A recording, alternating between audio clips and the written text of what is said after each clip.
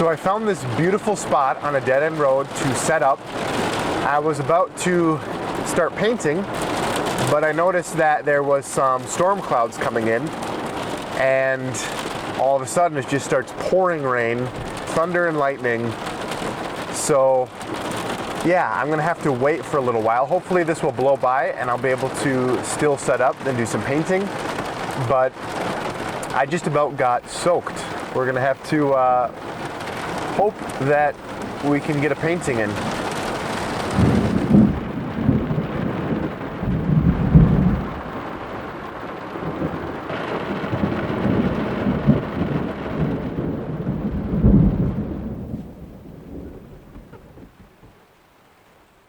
I see the sun trying to peek through the clouds right up there, and it looks like there is some blue skies up ahead.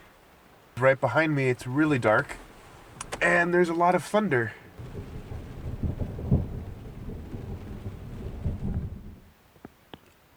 And just like that, the storm is over. Bit of thunder left.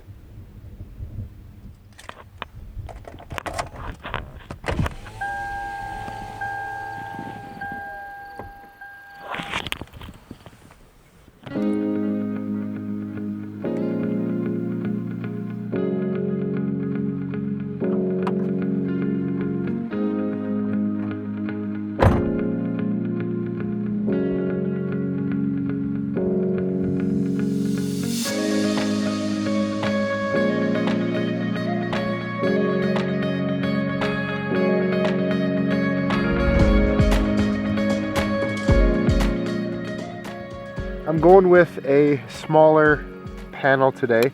So this is probably like a 5x6 inch toned cedar panel, and it has been toned with burnt sienna. And on the palette today we have sky blue, titanium white, burnt sienna, Payne's gray, burnt umber, brilliant red, yellow ochre, and lemon yellow. And of course we got our linseed oil. I really like the clouds up in the sky right now, so I want to get the sketch on quick and jump right in, just because I'm really liking the way everything is looking right now. Okay, now as I'm looking out there, I think I want to feature the sky, just because there isn't as much going on in the foreground.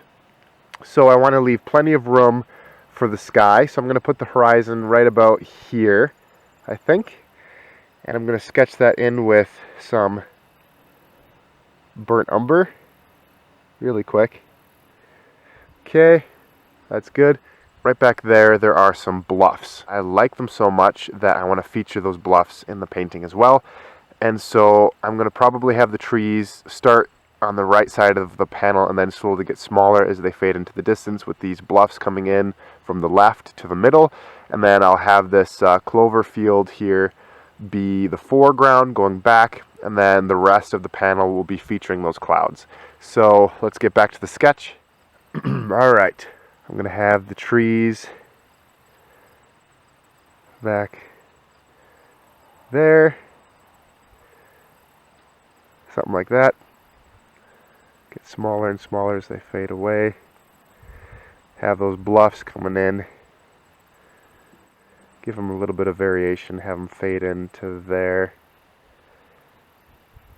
And might bring these trees up just a little bit on this side, so I can have the bluffs fade into those trees. Okay, we'll work with that. I like having the clouds come in, those big cumulus clouds right here.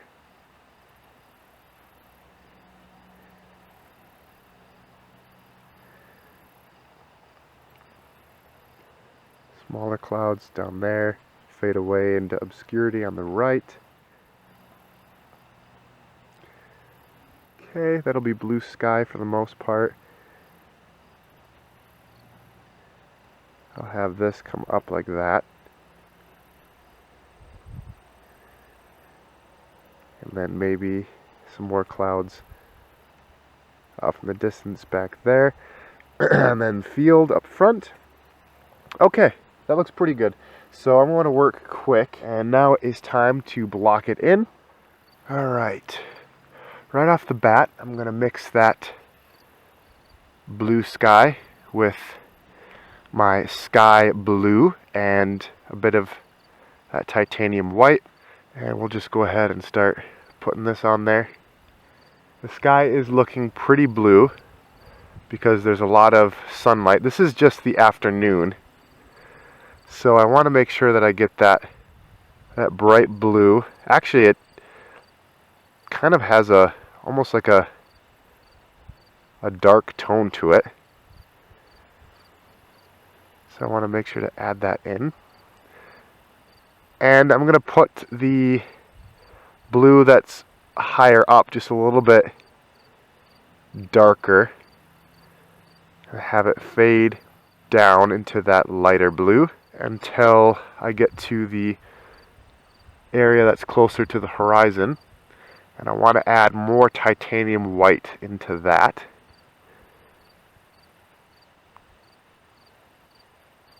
And I do want to keep in mind that I did use that burnt umber for the sketch, which is still wet. That's going to be mixing into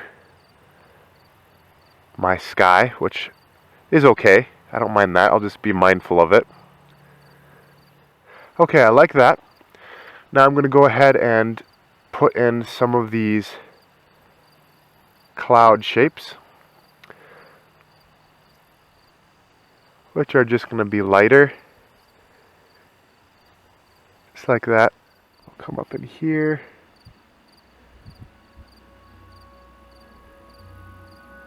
Add those in. Wipe my brush off actually a little bit of that excess paint, so I can start to use a little bit more of this. Okay.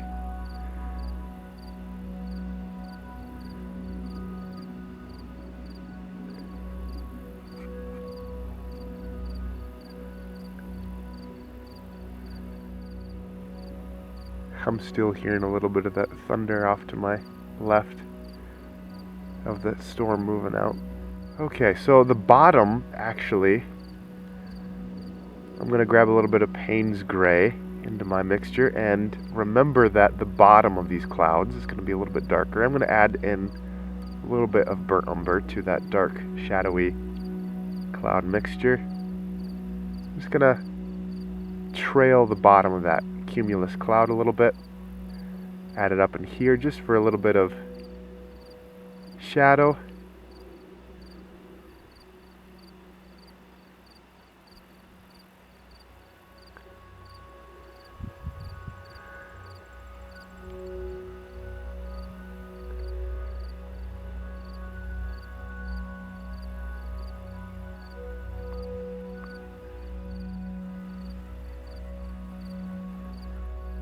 Grab some of my titanium white and finish out these clouds.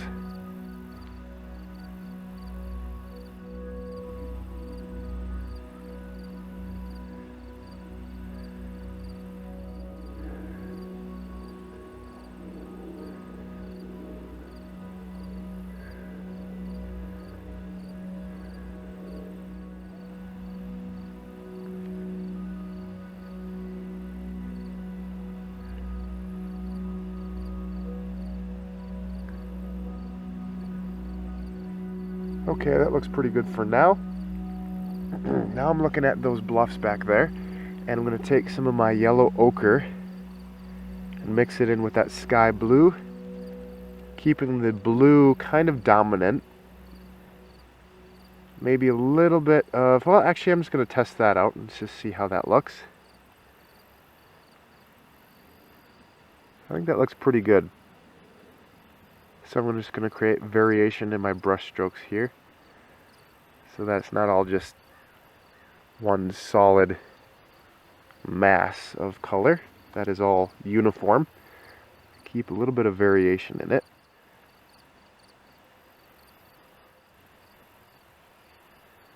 Just like that. Okay, alright. Okay, we can work with that. Now we're going to move on to those trees, and I'm going to mix up a dark color for those. Take Payne's Gray, Burnt Umber, Yellow Ochre, mix that all up together, a little bit of that sky blue. Keep the mixture dark. And I'm going to start to put in those trees. That's not quite dark enough.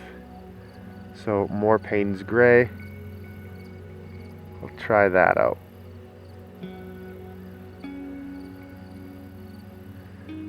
We'll just start with that. We'll get a color in there first. It's going to need to be darker. Either that, or I'm going to have to lighten up those hills just because I want more contrast between them.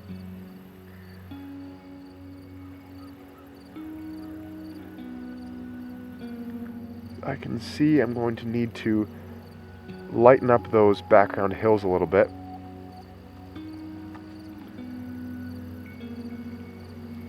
So I'm going to do that here.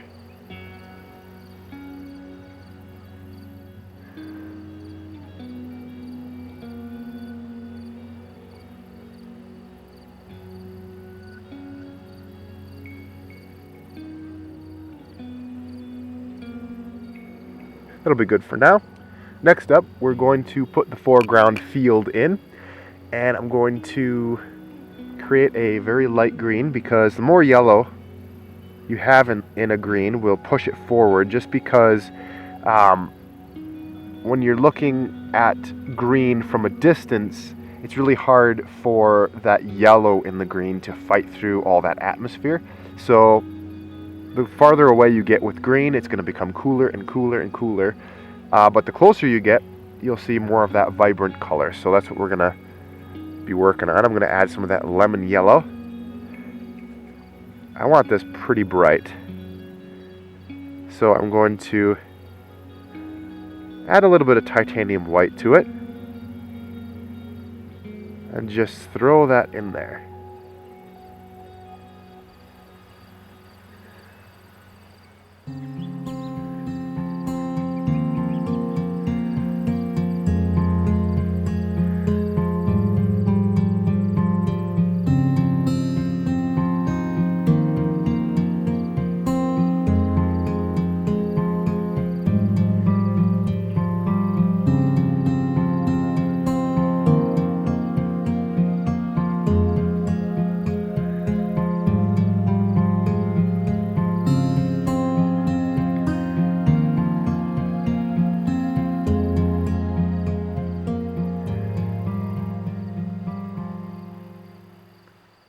Alright, now I'm going to switch to a smaller brush here and start to work on the clouds a little bit. Actually, you can see I've already started to highlight and put a little bit of shadows here of clouds that are very far away on the horizon, which the strokes I'm making are very suggestive and very simple, but just to show that there is some other clouds back there. I think I'm going to grab some of this titanium white though and come up here and make a little bit more highlighted portions of this cloud, which are going to be thicker details here, impasto marks.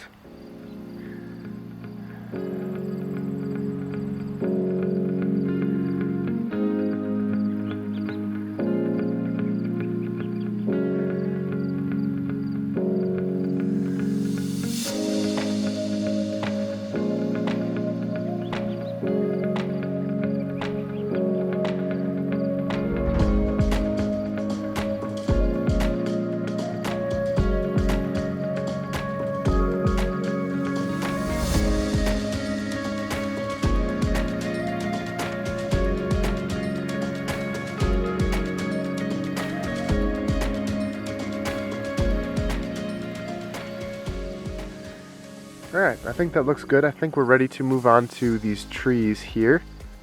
See those trees right there? I like how they are sticking up really high against that background sky. So I want to try to incorporate that. Alright, now I think I can take this darker tree color and start to make some foliage details here. Paint some shadows in there. I also want some highlights as well. Those are going to come in just a minute.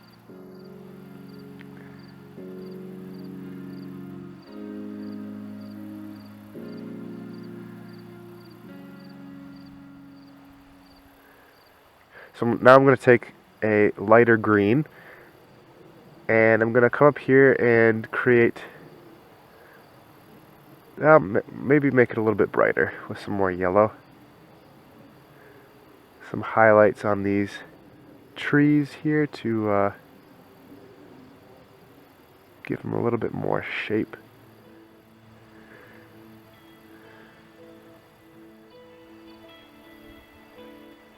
I do want to create a little bit of trunk detail. So we'll just try it right here actually.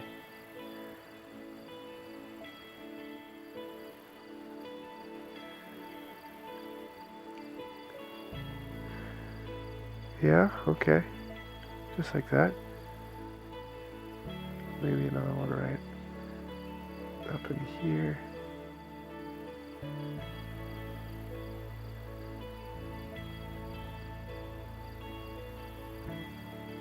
I do have a few items of inspiration for that up in the scene here. I'll show you. So there's one right there, and then it's kind of hard to see, but there's another one in this area here. Alright, just gonna get a few final touches in here. Also want to add in some shadows, I think, just along the bottom edge.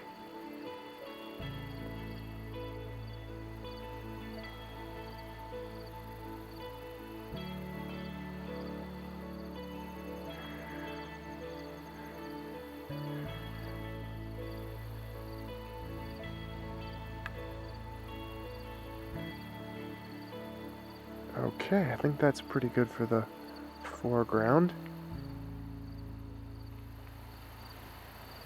One last highlight, I think, should go here.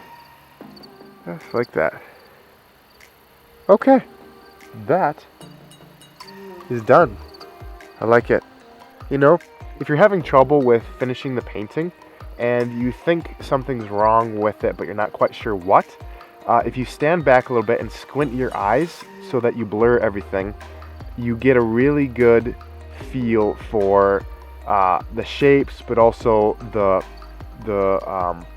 values of the painting.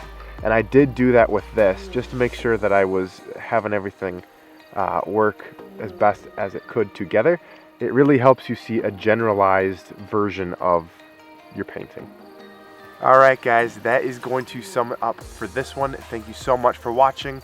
If you like the video, leave me a thumbs up and also consider subscribing and hit the bell icon if you want to be notified every time a new video comes out. But until then, God bless you guys. We'll see you later.